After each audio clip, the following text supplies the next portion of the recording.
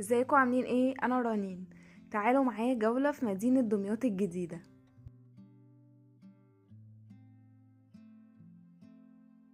اول حاجة ابعدوا عن الطريق الزراعي، ابعدوا عن الطريق الزراعي، ابعدوا عن الطريق الزراعي تاني. انا قلتلكوا اهو، امشوا صحراوي او ساحلي. الساحلي تحفة، بتدفعوا عليه كتير بس ارحم من الزراعي طبعا.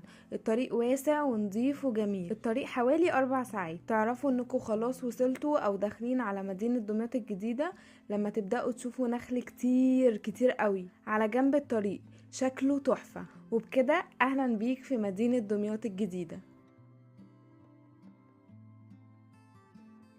بالنسبة للمدينة بقى، المدينة رايقة طبعا مقارنة بالقاهرة، والشوارع واسعة ونظيفة وهدوء. البيوت شكلها حلو ومفيش عمارات عالية، كلهم 4 أو 5 أدوار، وأقصى حاجة 6 أدوار أعتقد. في شوارع هادية هدوء رهيب، وفي شوارع تانية حيوية أكتر، ومن أشهرهم شارع الصعيدي القديم.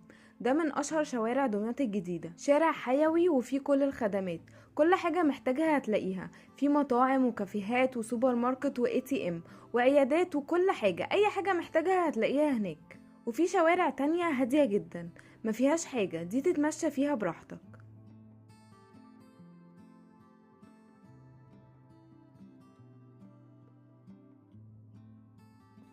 بالنسبة للتحرك هناك لازم يكون معاك عربية او تاكسيات بقى، مفيش وسيلة مواصلات تانية. معظم الناس اللي عايشة هناك معاهم عربيات، والتاكسي كلهم اسعارهم من 20 ل 30 جنيه لأي مكان في المدينة.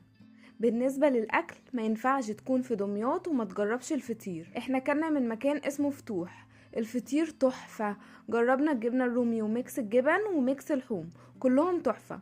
وبالنسبة للفطير الحلو جربنا اللي بالمكسرات وجوز الهند، دي بقى خطيرة يا جماعة، تحفة. انا ارشح لكم لو هتجربوا حاجة واحدة بس تبقى اللي بالمكسرات دي، تحفة فنية. المحل في اخر شارع الصعيدي القديم، وليه فرع في راس البر وفرع في القاهرة برضو اعتقد في اول عباس. ولو عايزين تشوفوا الفطير للأسف اتاكل قبل ما يتصور. في اماكن تانية برضو للفطير، في محل اسمه البش بس احنا ما جربناهوش، ناس كتير بتقول عليه حلو.